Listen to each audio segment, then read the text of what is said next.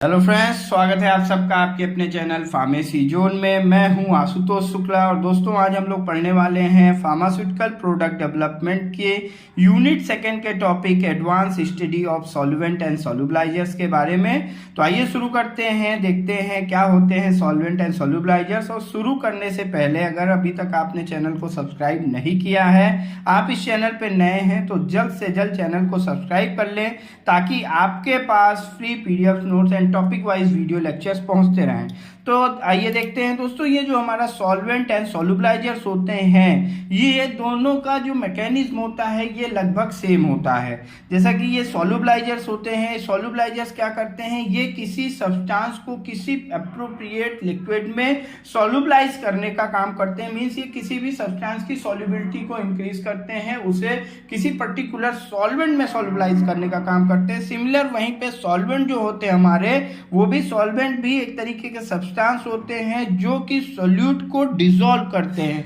Means solute को solvent में जो सॉल्युबलाइज किया जाता है, तो solvent is a substance that dissolve a solute resulting in a solution. Means solvent में हमारा सोल्यूट डिसॉल्व होता है, सॉल्युबलाइज होता है, उसके बाद जो हमें वहां पे सोल्यूट एंड सॉल्वेंट का जो रिजल्टेंट मिक्सचर मिलता है उसे हम कहते हैं सॉल्यूशन। ये आप सबने पढ़ा होगा कि जो हमारा सॉल्यूशन है वो सोल्यूट और सॉल्वेंट से मिलके बना होता है। तो सॉल्वेंट एक सब्सटेंस है जो कि सोल्यूट को डिसॉल्व करके सॉल्यूशन का फॉर्मेशन करता है।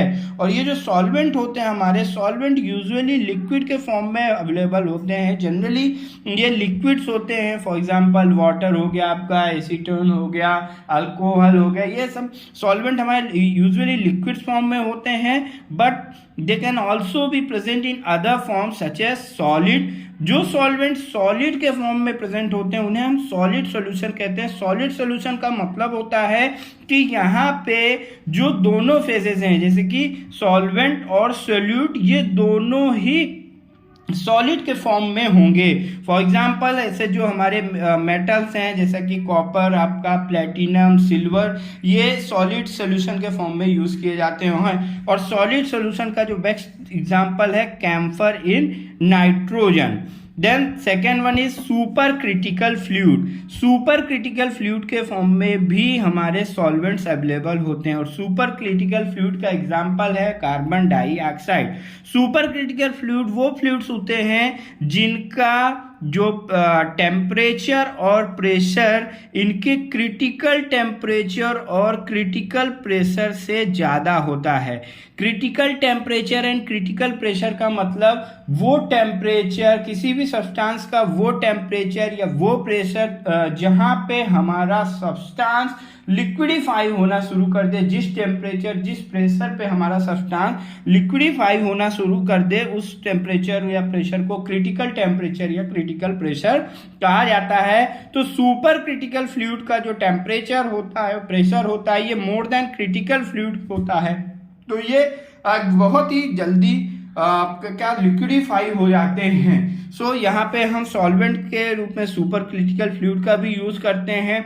गैस के फॉर्म में भी हम सॉल्वेंट का यूज करते हैं, for example helium and propane. और सॉल्वेंट्स और क्या होते हैं, solvents are chemical substances that can dissolve, suspend और extract other material usually without chemical changing. Solvent का हम कई तरीके से यूज करते हैं, जैसे कि हम सॉल्वेंट का किसी भी सब्सटेंस को डिसॉल्व करने के लिए, सस्पेंड करने के लिए, जैसे कि हम जब सस्पेंशन बनाते हैं तो वहां पे हम सोल्यूट को डिसॉल्व ना करके उसको थ्रू आउट द मीडियम हम सस्पेंड करते हैं। और एक्सट्रैक्शन प्रोसेस के लिए अगर हमें कुछ एक्सट्रैक्ट आउट करना है, वहां पे भी हम सॉल्वेंट का यूज करते हैं। तो सॉल्वेंट्स ये एक केमिकल सब्सटेंसेस होते हैं जो कि किसी भी सब्सटेंस को डिसॉल्व करने के लिए, सस्पेंड करने के लिए या एक्सट्रैक्ट करने के लिए यूज किए जाते हैं। बट ये जो सब्सटेंस को डिसॉल्व करते हैं, सस्पेंड करते हैं या एक्सट्रैक्ट करते हैं, वो बिना उसके केमिकल फॉर्म में चेंज किए हुए। और सॉल्वेंट को समझने के लिए अगर हम डाई इलेक्ट्रिक कांस्टेंट को समझें, डाई इलेक्ट्रिक कांस्टेंट ये सॉल्वेंट का एक रफ मेजर या हम कह सकते हैं एक ओवरव्यू प्रोवाइड करता है। डाई इलेक्ट्रिक कांस्टेंट क्या होता है ये आप सबको पता होगा कि ये रेशियो होता है। Dielectric constant is the ratio of electric permittivity of the material to the electric permittivity of free space या वैक्यूम। तो हम अगर डाइलेक्ट्रिक कांस्टेंट से हम अगर किसी भी सब्सटेंस या किसी सॉल्वेंट के डाइलेक्ट्रिक कांस्टेंट को आइडेंटिफाई करते हैं तो उसकी जो हम स्टडी करते हैं, मेजर करते हैं, तो डाइलेक्ट्रिक कांस्टेंट से हम ये पता कर सकते हैं कि जो हमारा सॉल्वेंट है वो पोलर है या नॉन पोलर है। अगर किसी सब्सटेंस का, किसी सॉल्वेंट का जो डाइलेक्ट्रिक कांस्टेंट है वो हाई है, हाई मीन्स ग्रेटर देन 15 है, ये जो इसकी ये फॉर्मूला होता है आपका डाइलेक्ट्रिक कांस्टेंट का। तो अगर डाइलेक्ट्रिक कांस्टेंट की जो वैल्यू है वो ग्रेटर देन 15 है then the solvent will be polar, and if the dielectric constant value will be less than 15 then the solvent will be non polar. और ये जो पोलर या नॉन पोलर अगर हम पता कर लेंगे कि हमारा सॉल्वेंट किस नेचर का है, पोलर नेचर का है या नॉन पोलर नेचर का है, देन फर्दर हमें प्रोडक्ट डेवलपमेंट में मीन्स कि इससे फिर हम ये पता कर सकते हैं कि किस तरीके के सोल्यूट को इसमें डिसॉल्व किया जा सकता है। तो ये हमने देखा guys introduction about the solvent. अब हम देख लेते हैं फंक्शंस क्या क्या होते हैं सॉल्वेंट को। तो सॉल्वेंट का जो जनरली यूज किया जाता है सॉल्युबिलिटी को इन्हांस करने के लिए, टेस्ट को इम्प्रूव करने के लिए, एंटी माइक्रोबियल इफेक्टिवनेस यानी एंटी माइक्रोबियल प्रॉपर्टीज को बढ़ाने के लिए भी, और स्टेबिलिटी को इम्प्रूव करने के लिए हम सॉल्वेंट का यूज़ करते हैं। जनरली आइडियल प्रॉपर्टीज जो होती है सॉल्वेंट की, सॉल्वेंट जो है हमारा ये नॉन टॉक्सिक होना चाहिए, स्टेबल होना चाहिए, नॉन वोलेटाइल होना चाहिए एंड बायोलॉजिकली इनर्ट होना चाहिए। बायोलॉजिकली इनर्ट का मतलब इसकी कोई थेरापेटिक इफेक्टिवनेस, इसका कोई थेरापेटिक इफेक्ट नहीं होना चाहिए। अब हम देखते हैं टाइप्स ऑफ फार्मास्यूटिकल सॉल्वेंट कि फार्मास्यूटिकल सॉल्वेंट जो होते हैं ये कितनी तरीके के होते हैं। अगर इनको हम पोलरिटी के बेसिस पे क्लासिफाई करें तो ये दो तरीके के होते हैं, पोलर और जैसे कि हमने डाई इलेक्ट्रिक कांस्टेंट से इसको पता किया तो हमारे सॉल्वेंट दो तरीके के हो सकते हैं, पोलर एंड नॉन पोलर। इन्हीं पोलरिटी के बेसिस पे हम इसको देखते हैं कि जो हमारा सॉल्वेंट्स होते हैं ये सबसे पहला जो हम कह सकते हैं जो वाइडली यूज सॉल्वेंट है वो है हमारा प्यूरिफाइड वाटर।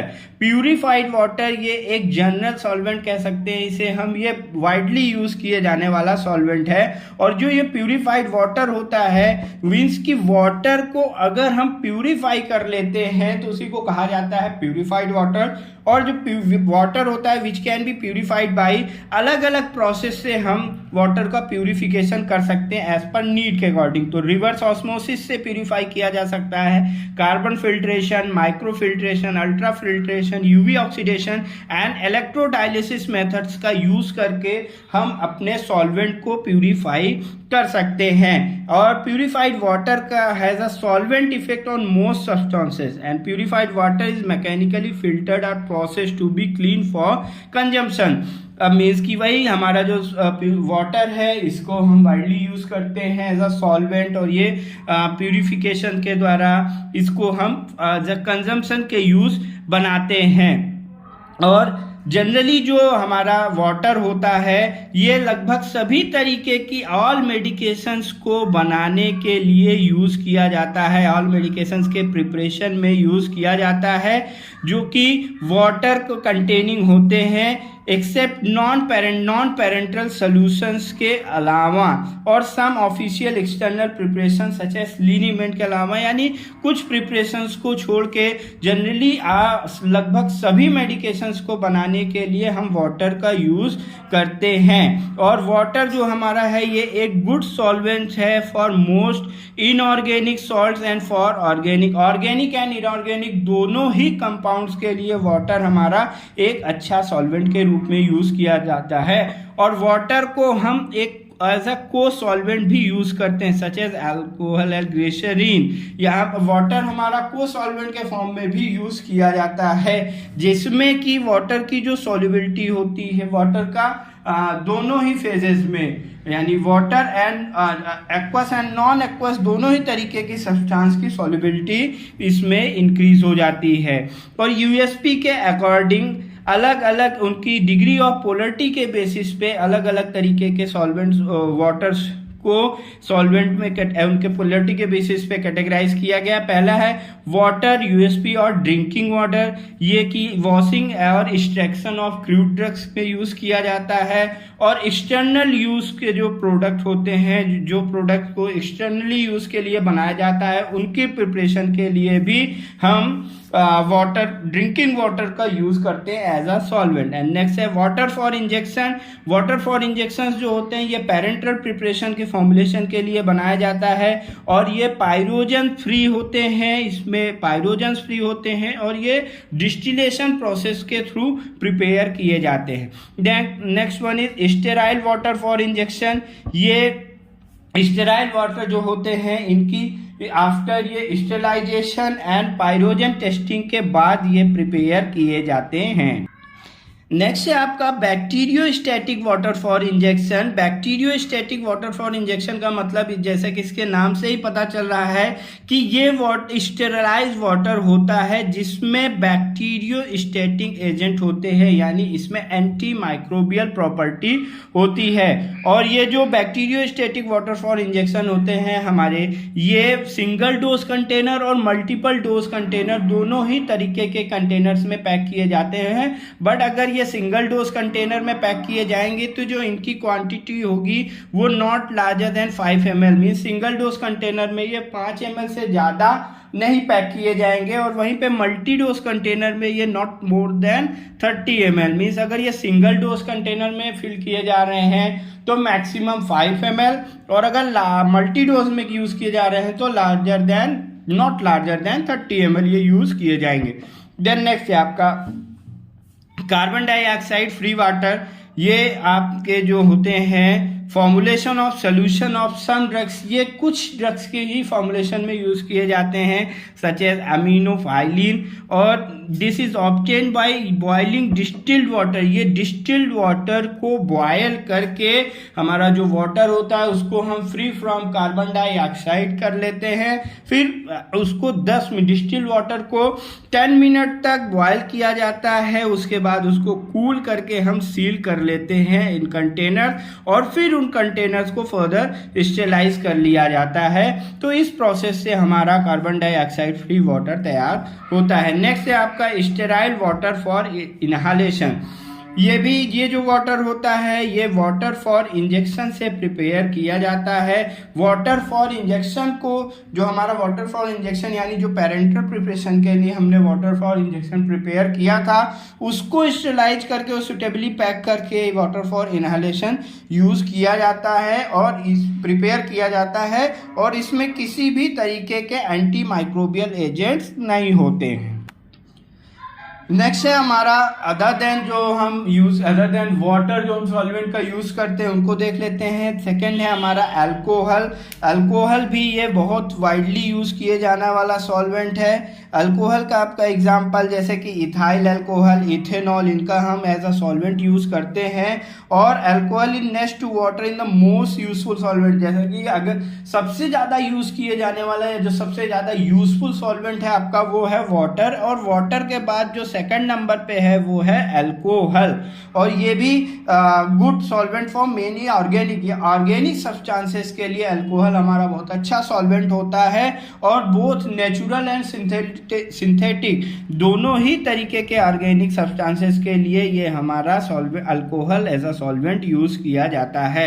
और ये ज़्यादातर या प्लांट कॉन्स्टिट्यूएंट्स को डिसॉल्व करने के लिए हम अल्कोहल को एज अ सॉल्वेंट यूज़ करते हैं। जैसे अगर हमें किसी प्लांट सब्सटेंस को प्लांट से कुछ हमें केमिकल का एक्सट्रैक्शन करना है तो वहाँ पे भी हम अल्कोहल का यूज़ करते हैं। For example resin, volatile oils, alkaloid, glycoside etcetera, and together with water is form a hydroalcoholic solvent which dissolve both water soluble and alcohol soluble substance। Means कि अल्कोहल को अगर हम वाटर के साथ use करते हैं तो ये हमारा हाइड्रो अल्कोहलिक सॉल्वेंट बन जाता है। और हाइड्रो अल्कोहलिक सॉल्वेंट जो होता है वो वाटर को और अल्कोहल दोनों ही तरीके, वाटर सॉल्युबल और अल्कोहल सॉल्युबल दोनों ही तरीके के सब्सटेंस को हम हाइड्रो अल्कोहलिक सॉल्वेंट में डिसॉल्व कर सकते हैं।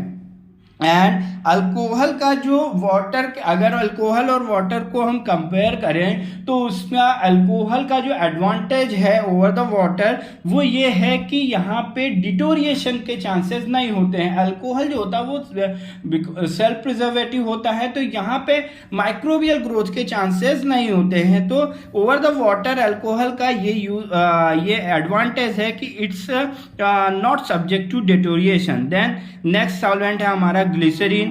ग्लिसरीन जो होता है ये clear liquid solvent, clear liquid होता है और ये स्वीट टेस्ट में होता है। इसको हम internal preparation such as ear drops वगैरह बनाने के लिए यूज़ करते हैं।